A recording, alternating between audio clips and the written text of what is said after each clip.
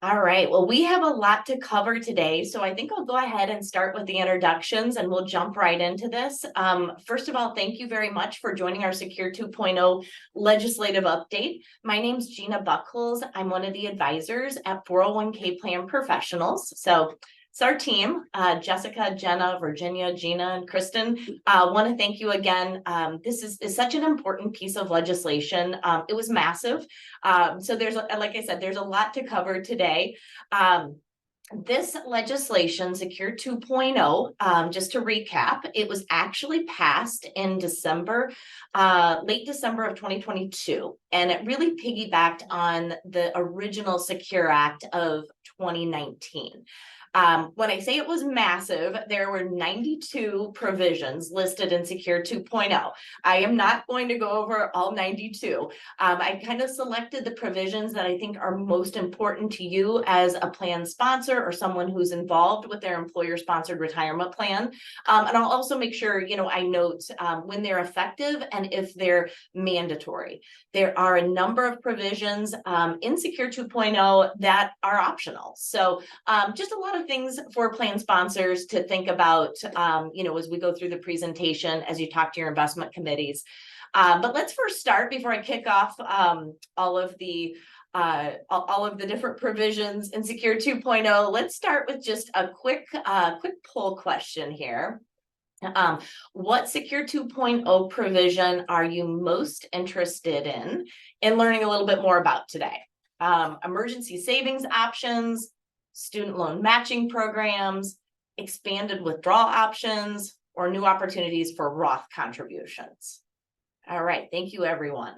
All right, everyone, give you another minute or two to put your answers in there. All right, this is helpful. This is interesting. Okay. All right, so I'll share those results. Looks like a lot of questions about new opportunities for Roth contributions and rollovers. We'll definitely cover that, but pretty much across the board. So this is great. Got a lot of things to cover.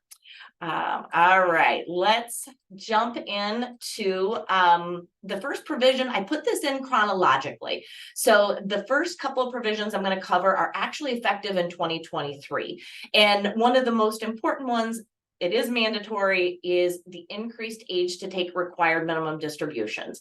That age has went from 72 to 73. So again, that's effective this year. We really pushed for this with Congress because we wanted Congress to acknowledge that Americans are living longer, so they should be able to tax defer their retirement accounts longer if they want to. One thing I want to remind you, if you do have an employee, if you or one of your employees continues to work for you past age 73, they can continue to delay that required minimum distribution. So if you have someone who's working for you and they're 81 years old, even if they're just working for you on a part-time basis, that individual can continue to delay their RMD until they actually retire. The only exception to that is if they're an owner of the company, then they would not be permitted to delay it. They have to adhere to these ages. In 2023, that required minimum distribution age is being increased to age 75. And also an important development, I think, with RMDs is the tax penalty if you missed an RMD was really harsh. It was a 50% tax penalty if you had a late RMD. So Congress acknowledged, I don't think most people who missed their RMD were doing it intentional. I think it was usually very inadvertent. So that tax penalty has been reduced now to 25%.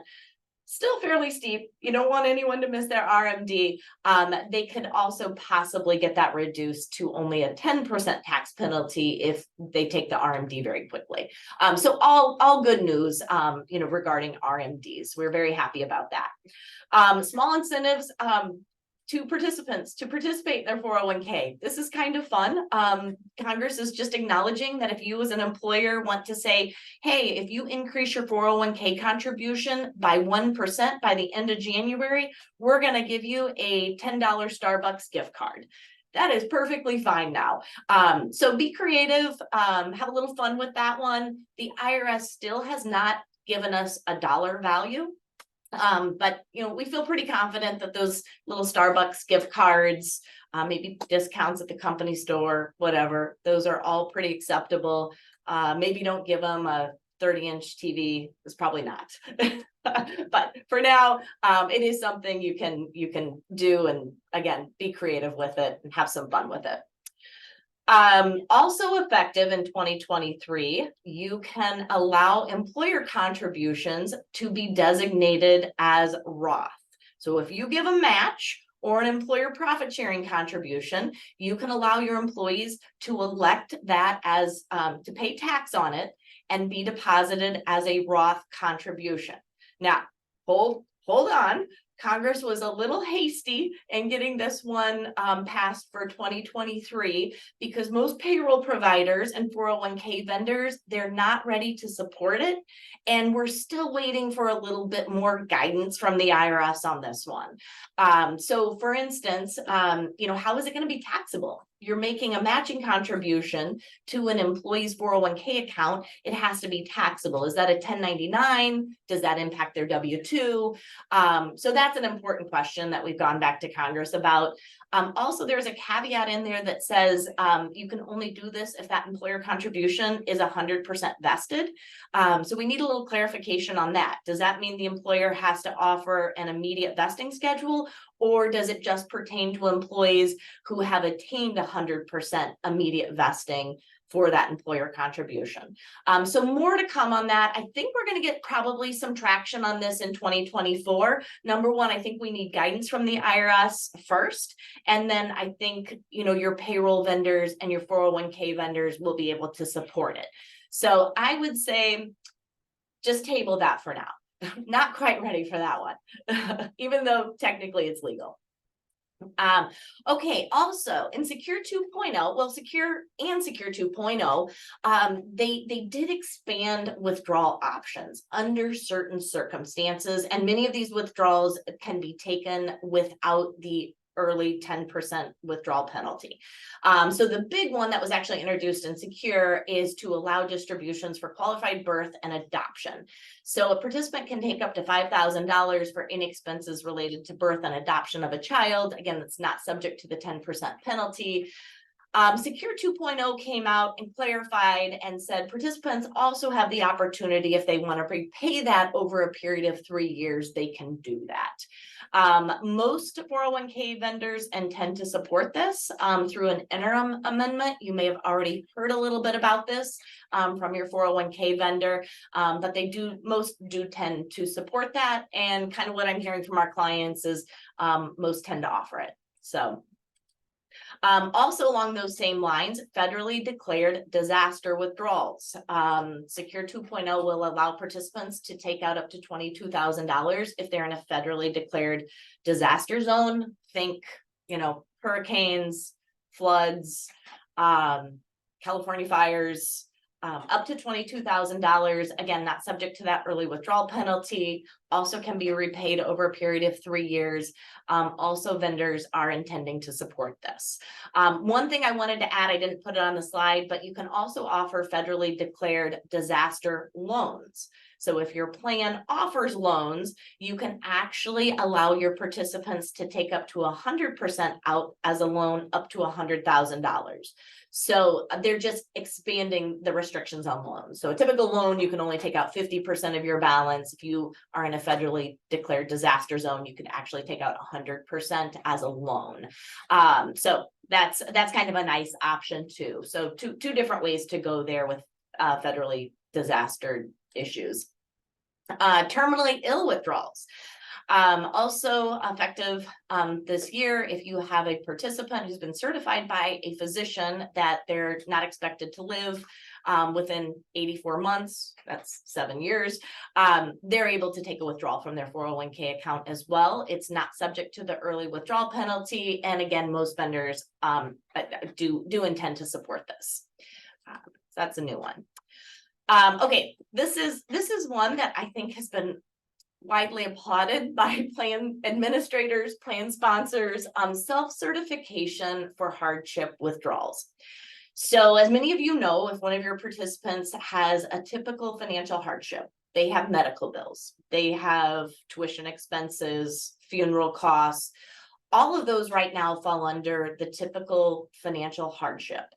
And one of the burdens to a plan sponsor is that you have had to collect documentation or data from this participant to support that they really do qualify for a hardship withdrawal and they don't exceed the amount that they need. And it's a pretty big burden to put on plan sponsors, I think. Now the IRS is allowing for self-certification where your employee can just self-certify that, yep, I've got the documentation, it's all on me. Proceed with caution on this one. We are waiting for a little bit more guidance. It really varies by 401k vendors. Some 401k vendors are supporting this and taking on this role for you. Others are waiting until they get a little bit more formal guidance from the IRS or Department of Labor. But I do think that will reduce the burden. We just want to make sure if we reduce your burden, we're not, adding some fiduciary liability to you. So the self-certification, it does only apply to one hardship within a year. So there are some restrictions on that. So again, a little bit more to come, but again, in the name of making your job a little easier and your burden a little less, that's kind of a nice provision. Okay, let's start talking about a couple of provisions that'll be effective in 2024. I mean, it's upon us, right? I mean, a couple of weeks, it's going to be the new year. So one really big one that we had a lot of concerns about this year was the fact that in Secure 2.0, they were going to require that all catch-up contributions for high income earners be deposited as a Roth contribution. So if you're over 50 and you're allowed to do the Roth and you make over $145,000 in 2024, that catch-up contribution was going to have to be taxed and deposited in your 401k account as a Roth contribution.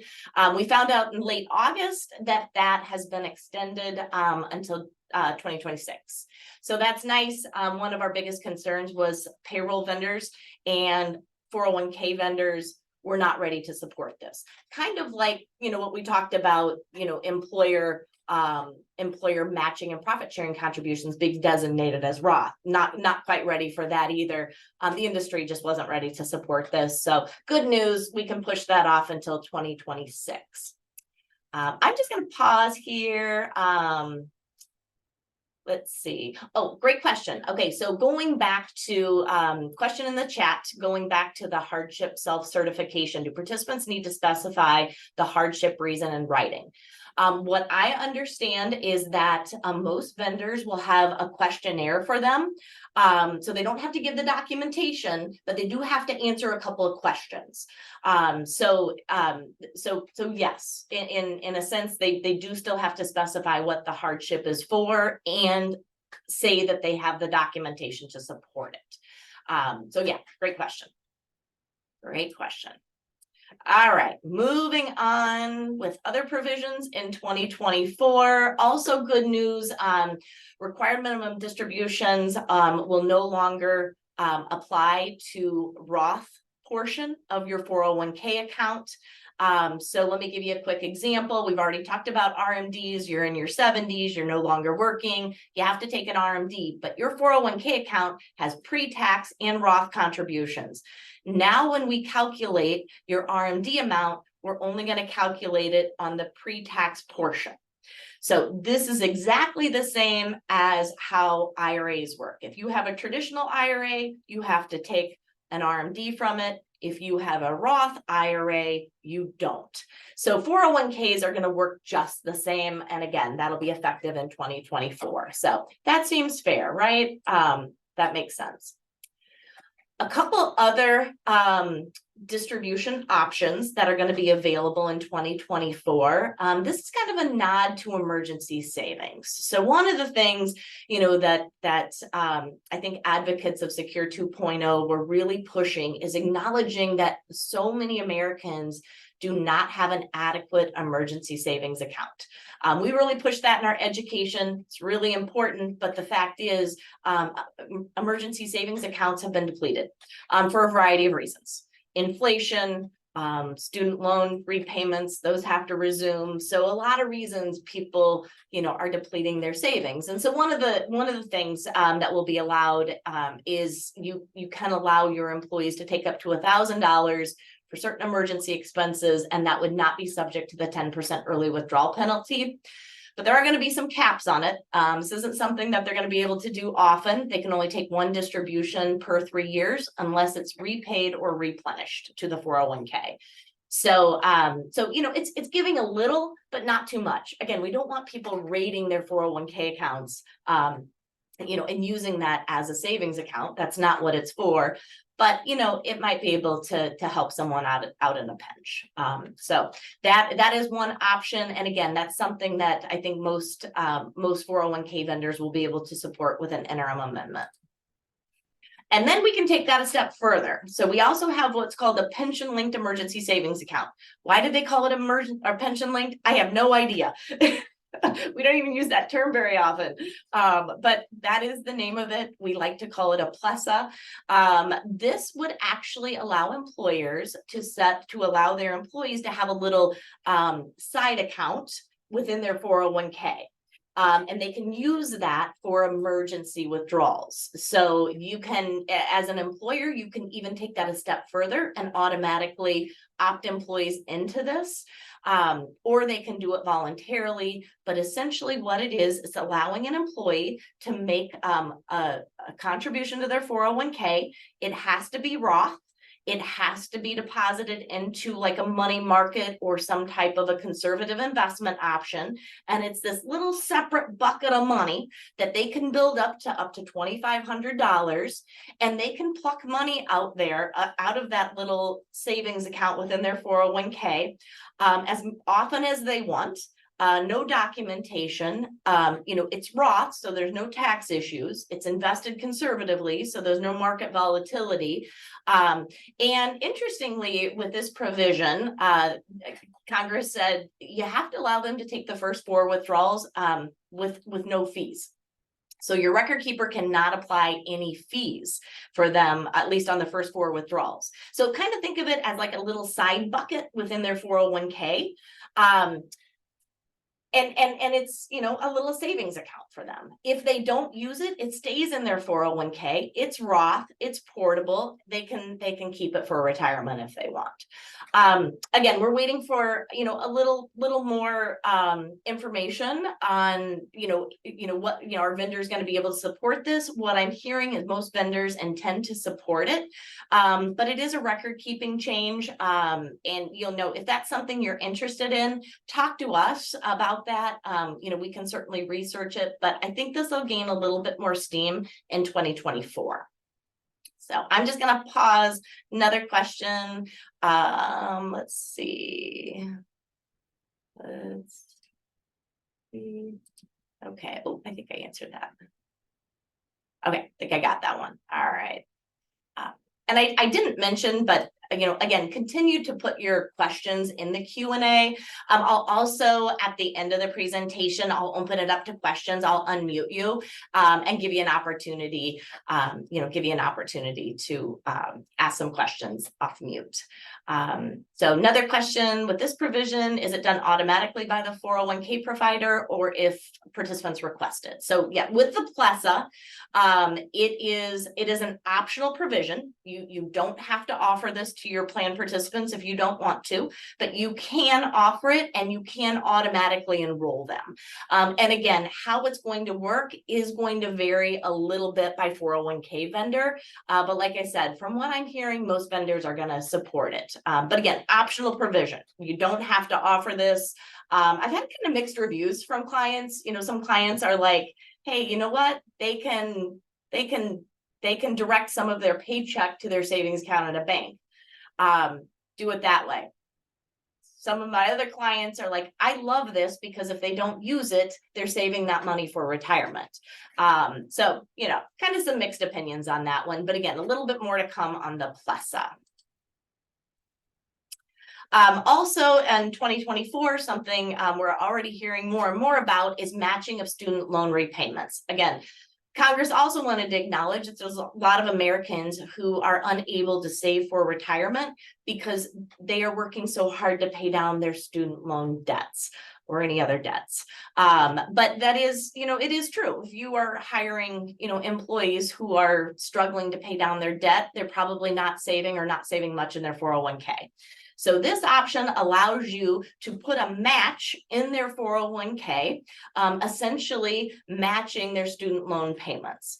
This is something that the employee would have to certify initially and annually. Yes, I do have a qualified student loan. It would be matched at the same rate as your elective deferral. So let me give you a quick example. Let's say your matching contribution in your plan is 100% up to 4%. Got a 4% match, and they're matching, their student loan payments equate to 4% of their paycheck. At the end of the year, you can put that 4% of their pay match into their 401k with the idea, if this works right, when that employee pays off their student loan, they can redirect that money into their 401k, but you've already kickstarted that 401k for them. So they don't have any deferrals going in there while they're making that student loan payment, but you're getting the match into their 401k account. So, we're waiting on a little bit of guidance, but I will be honest with you, a lot of providers out there are already supporting this idea. I think Empower, Fidelity, I have heard, are coming out with programs to help you support it. So again, if that's something you're interested in and you do have a demographic that struggles with student loan debt, reach out to us. We can help research that a little bit for you. But that's I think it's a great idea. Again, optional. You don't have to offer it if you don't want to. Involuntary distributions, as many of you know, if you have terminated employees with small account balances, $5,000 or less, you can force them out of your 401k. I'm a big advocate of that. Stay on top of that. They're going to raise that threshold to $7,000 next year. And again, I believe most 401k vendors are going to be prepared to support that for you. So that's good news. Going to talk a little bit about 529 plans. This conversation comes up, fairly often, even though we're here as 401k advisors. 529 is obviously very popular. One of the deterrents, I think, to people saving in a 529 is they're like, I got this little baby and I don't know, are they going to go to college? Or maybe they're really smart and they're going to get grants and scholarships. Who knows, right? I don't know if I'm going to need that 529 or if my kid's going to need that 529 account. Well, they did pass what I think is a great idea. If your kid does not use all of the money in their 529 account, they can essentially roll up to $35,000 to their own Roth IRA. So that's great. If they don't use all of that 529 account, you've essentially given them an option, an avenue to kickstart their retirement savings. Couple caveats to this. You can only roll up to the Roth IRA limit.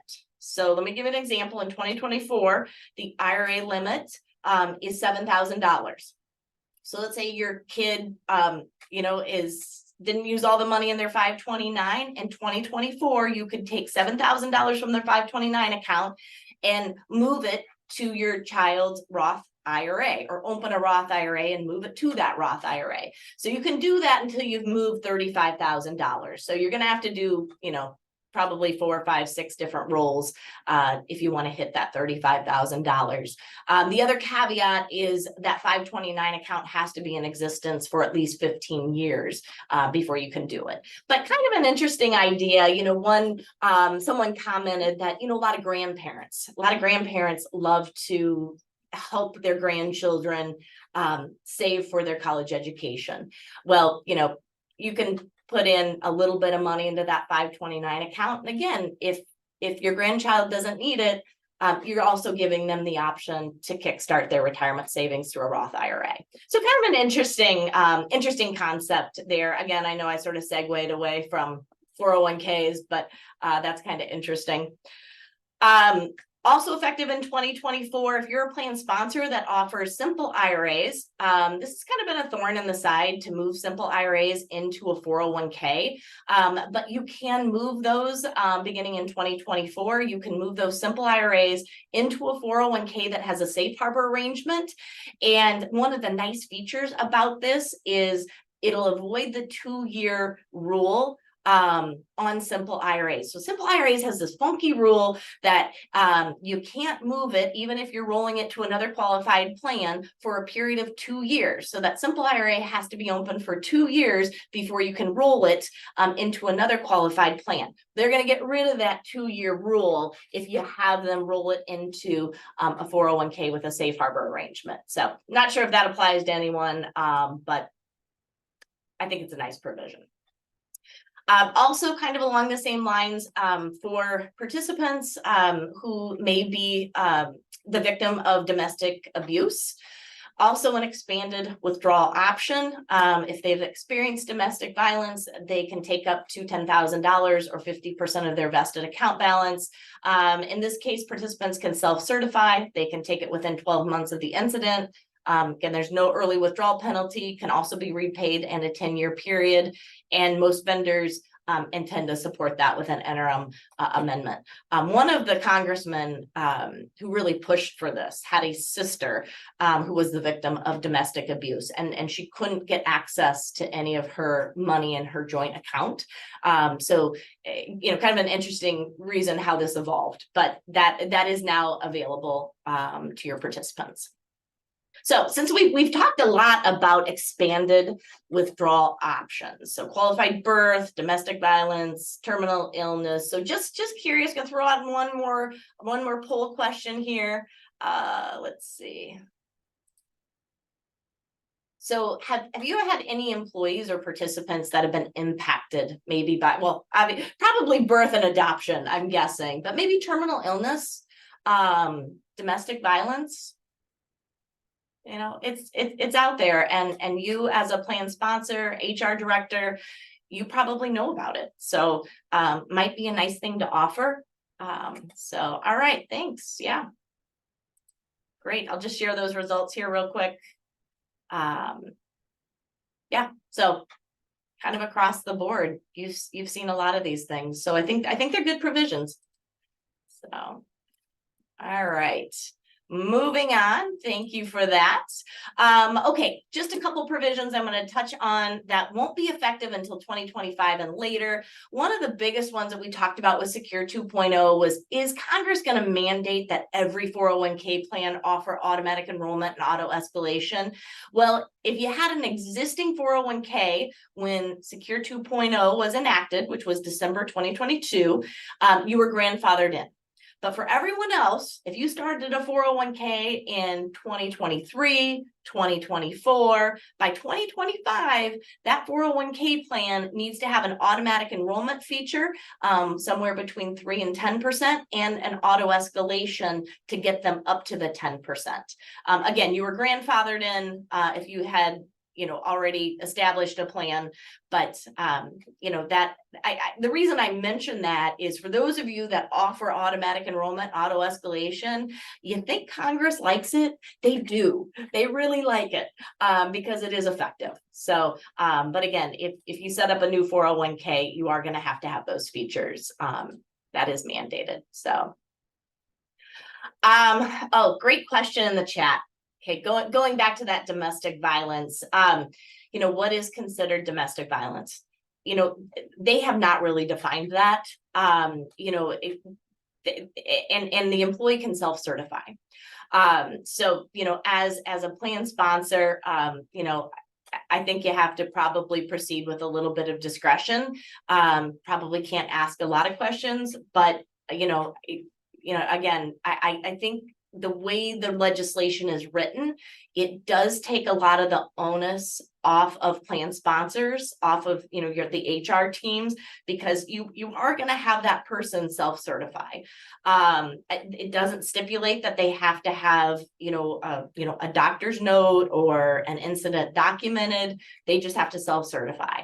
So, again, if that individual gets audited and, they can't prove that they were a victim of domestic violence, it could be, an issue for that person, but shouldn't be an issue for you because they are allowed to self-certify. So yeah, pretty vague on how they define domestic violence. A good question though. And maybe we'll get more clarification on that. Oh, here's a big one. This one you might have heard a little bit about. We've had a lot of 401k vendors reaching out to our clients about long-term part-time employees. And this is mandatory. So let me talk about the original Secure Act. So originally, if you had a part-time employee who worked 500 hours in 3 consecutive years, this was the original Secure Act, they had to be eligible for your 401k. Now, this started in 2021. So if you had an employee who worked 500 hours, again, they were part-time and your plan excluded part-time, specifically excluded part-time employees. If they worked 500 hours in 2021, 2022, and 2023, they are eligible to contribute to your 401k on January 1st, 2024.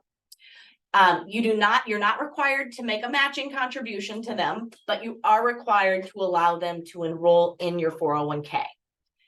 Starting in 2025, they're going to shorten that to 2 consecutive years. So if you have a part-time employee in 2025 and they have worked 500 hours in 2 consecutive years, they're going to be eligible to contribute to the 401k. Again, this, a lot of our clients, the way their plan is written, they don't specifically exclude part-time employees. But if your plan specifically excludes part-time employees, you need to track those part-time employees' hours because they may become eligible. So keep that in mind. Secure 2.0 is just shortening the years from 3 to 2. Also, I like this one, effective in 2025, they're going to implement higher catch-up contribution limits for employees between the ages of 60 and 63. Why they pick those years, I'm not 100% sure, but for most Americans, those tend to be some of their final working years. And that additional higher catch-up contribution limit will be 150% of the standard catch-up. So the greater of $10,000 or 150% of the standard catch-up limit. A little confusing. That's why I threw in an example. So let's say in 2025, the catch-up limit today at $7,500. Let's just say for easy math, it's $10,000. You would be able, if you were between 60 and 63, to contribute a $15,000 catch-up contribution.